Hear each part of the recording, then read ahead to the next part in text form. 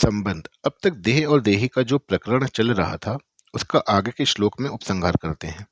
देहि नित्यम वध्योयम देहे सर्वस्य भारत तस्मात् सर्वाणि भूतानि न त्वं शोचितुमर्हसि। हे भरत वंशोद्भव अर्जुन, सबके देह में यह देही नित्य है, नित्य ही अवध्य है। इसलिए संपूर्ण प्राणियों के लिए अर्थात किसी भी प्राणी के लिए तुम्हें शोक नहीं करना चाहिए। व्याख्या। देहि नित्यम वध्योयम देहे सर्वस्य भारत। मनुष्य, देवता, पशु, पक्षी, कीट, पतंग आदि स्थावर जंगम संपूर्ण प्राणियों के शरीरों में यह देही नित्य अवध्य अर्थात अविनाशी है। अवध्य शब्द के दो अर्थ होते हैं। इसका वध नहीं करना चाहिए, दूसरा इसका वध हो ही नहीं सकता। जैसे गाय अवध्य है अर्थात कभी किसी भी अवस्था में गाय को नहीं मारना चाहिए, क्योंकि गाय को मारने में बड़ा भारी दोष है, पाप है। परंतु देही के विषय में देही का वध नहीं करना चाहिए, ऐसी बात नहीं है।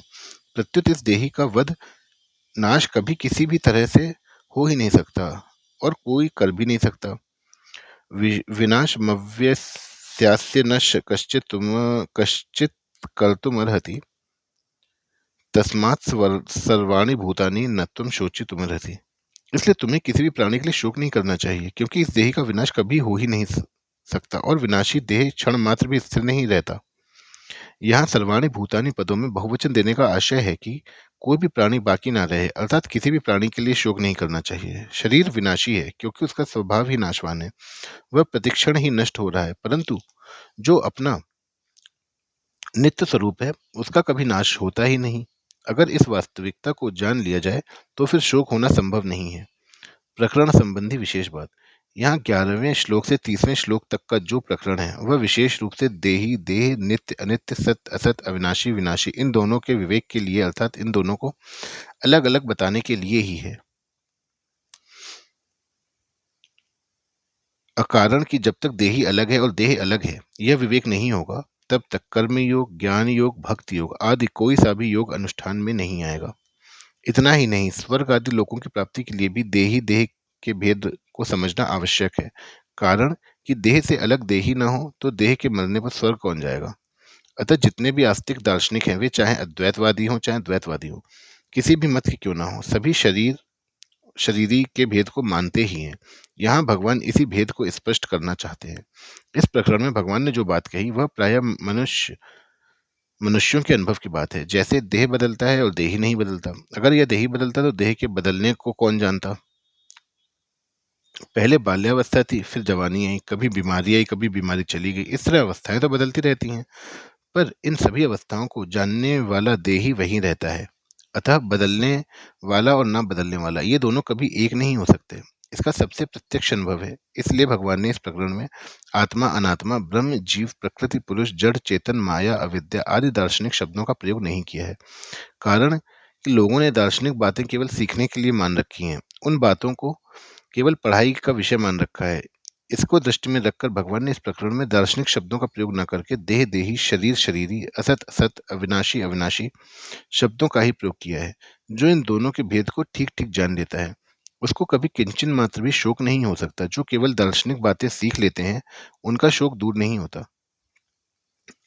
एक छहों दर्शनों की पढ़ाई करना होता है और एक अनुभव करना होता है। ये दोनों बातें अलग हैं और इनमें बड़ा भारी अंतर है। पढ़ाई में ब्रह्म, ईश्वर, जीव, प्रकृति और संसार ये सभी ज्ञान के विषय होते हैं। अर्थात पढ़ाई करने वाला तो ज्ञाता होता है और ब्रह्म, ईश्वर आदि इंद्रियों और अंतःकरण के विषय होते हैं। पढ़ाई करने वाला तो जानकारी बढ़ाना चाहता है, विद्या का संग्रह करना चाहता है, पर जो साधक, मुमुक्षु, जिज्ञासु और भक्त होता है वह अनुभव करना चाहता है। अर्थात प्रकृति और संसार से संबंध विच्छेद करके और अपने आप को जानकर ब्रह्म के साथ अभिन्नता का अनुभव करना चाहता है, ईश्वर के शरण होना चाहता है। परिशिष्ट भाव। भगवान ने 11वें से 30वें श्लोक तक देह देही के विवेक का वर्णन किया है। इस प्रकरण में भगवान ने ब्रह्म, जीव, प्रकृति, पुरुष, जड़, चेतन, माया, अविद्या, आत्मा, अनात्मा आदि किसी दार्शनिक शब्द का प्रयोग नहीं किया है। इसका कारण यह है कि भगवान इसको पढ़ाई का अर्थात सीखने का विषय न बताकर अनुभव का विषय बनाना चाहते हैं और यह सिद्ध करना चाहते हैं कि देह देही के अलगाव का अनुभव मनुष्य मात्र कर सकता है। इसमें कोई पढ़ाई करने की, अधिकारी बनने की जरूरत नहीं है। सच असत का विवेक मनुष्य अगर अपने शरीर पर करता है तो वह साधक होता है और संसार पर करता है तो विद्वान होता है। अपने को अलग रखते हुए संसार में सत असत का विवेक करने वाला मनुष्य वाचक सीखा हुआ ज्ञानी तो बन जाता है, पर उसको अनुभव नहीं हो सकता। परंतु अपनी देह में सत असत का विवेक करने से मनुष्य वास्तविक अनुभवी ज्ञानी हो सकता है। तात्पर्य है कि संसार में सत असत का विवेक केवल पंडिताई के लिए है, जबकि गीता पंडिताई के लिए नहीं है। इसलिए भगवान ने दार्शनिक शब्दों का प्रयोग न करके देह देही शरीर शरीरी जैसे सामान्य शब्दों का प्रयोग किया है। जो संसार में सत असत का विचार करते हैं वे अपने को अलग रखते हुए अपने को ज्ञान का अधिकारी बनाते हैं, परंतु अपने में देह देही का विचार करने में मनुष्य मात्र ज्ञान प्राप्ति का अधिकारी है। अनुभव करने के लिए देह देही का विवेचन उपयोगी है और सीखने के लिए तत्व का विवेचन उपयोगी है। इसलिए साधक अनुभव करना चाहता है तो सबसे पहले उसको शरीर से अपने अलगाव का अनुभव करना चाहिए कि शरीर शरीरी के संबंध से रहित है और शरीरी शरीर के संबंध से रहित है, अर्थात मैं शरीर नहीं हूँ। उसने जितनी सच्चाई से, दृढ़ता से, विश्वास से और निस्संदेहता से शरीर की सत्ता महत्ता मानी है, उतनी ही सच्चाई से, दृढ़ता से, विश्वास से और निस्संदेहता से स्वयं स्वरूप की सत्ता महत्ता मान ले और अनुभव कर ले। शरीर केवल केवल कर्म करने का साधन है और कर्म केवल संसार के लिए ही होता है। जैसे कोई लेखक जब लिखने बैठता है तब वह लेखनी को ग्रहण करता है और जब लिखना बंद करता है तब लेखनी को यथास्थान रख देता है। ऐसे ही साधक को कर्म करते समय शरीर को स्वीकार करना चाहिए और कर्म समाप्त होते ही शरीर को ज्यों का त्यों रख देना चाहिए, उससे असंग हो जाना चाहिए। कारण कि अगर हम कुछ भी ना करें तो शरीर की क्या जरूरत है। साधक के लिए खास बात है जाने हुए असत का त्याग। साधक जिसको असत जानता है उसका वह प्राण कर दे त्याग कर दे उसका वह त्याग कर दे तो उसका साधन सहज सुगम हो जाएगा और जल्दी सिद्ध हो जाएगा। साधक की अपने साध्य में जो प्रियता है वही साधन कहलाती है। वह प्रियता किसी वस्तु, व्यक्ति, योग्यता, सामर्थ्य आदि के द्वारा अथवा किसी अभ्यास के द्वारा प्राप्त नहीं होती, प्रत्युत साध्य में अपनापन होने से प्राप्त होती है। साधक जिसको अपना मान लेता है उसमें उसकी प्रियता स्वतः ही सिद्ध हो जाती है। परंतु वास्तविक अपनापन उस वस्तु से होता है जिसमें ये चार बातें हों, जिससे हमारी सधर्मता अर्थात स्वरूपगत एकता हो, जिसके साथ हमारा संबंध नित्य रहने वाला हो, जिससे हम कुछ कभी कुछ न चाहें, हमारे पास जो कुछ है वह सब जिसको समर्पित कर दें। ये चारों बातें भगवान में ही लग सकती हैं, कारण कि शरीर और संसार से हमारा संबंध नित्य रहने वाला नहीं है और उनमें हमारी स्वरूपगत एकता भी नहीं है। प्रतिक्षण बदलने वाले के साथ कभी ना बदलने वाले की एकता कैसे हो सकती है। शरीर के साथ हमारी जो एकता दिखती है वह वास्तविक नहीं है, प्रत्युत मानी हुई है। मानी हुई एकता कर्तव्य पालन के का पालन करने के लिए है। तात्पर्य है कि जिसके साथ हमारी मानी हुई एकता है उसकी सेवा तो हो सकती है पर उसके साथ अपनापन नहीं हो सकता। जाने हुए असत का त्याग करने के लिए आवश्यक है कि साधक विवेक विरोधी संबंध का त्याग करे, जिसके साथ हमारा न तो नित्य संबंध है न स्वरूपगत एकता ही है। उसको अपना और अपने लिए मानना विवेक विरोधी संबंध है। इस दृष्टि से शरीर को अपना और अपने लिए मानना विवेक विरोधी है। विवेक विरोधी संबंध के रहते हुए कोई भी साधन सिद्ध नहीं हो सकता। शरीर के साथ संबंध रखते हुए कोई कितना ही तप कर ले, समाधि लगा ले, लोक लोकांतर में घूमे, तो भी उसके मोह का नाश तथा सत्य तत्व की प्राप्ति नहीं हो सकती। विवेक विरोधी संबंध का त्याग होते ही मोह का नाश हो जाता है तथा सत्य तत्व की प्राप्ति हो जाती है।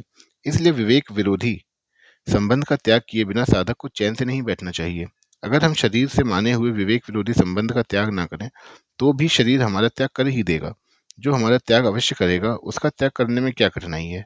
इसलिए किसी भी मार्ग का कोई भी साधक क्यों ना हो, उसे इस सत्य को स्वीकार करना ही पड़ेगा कि शरीर मैं नहीं हूँ, शरीर मेरा नहीं है और शरीर मेरे लिए नहीं है, क्योंकि मैं अशरीरी हूँ, मेरा स्वरूप अव्यक्त है। जब तक साधक का शरीर के साथ मैं मेरेपन का संबंध रहता है तब तक साधन करते हुए भी सिद्धि नहीं होती और वह शुभ कर्मों से, सार्थक चिंतन से और स्थिति की आसक्ति से बंधा रहता है।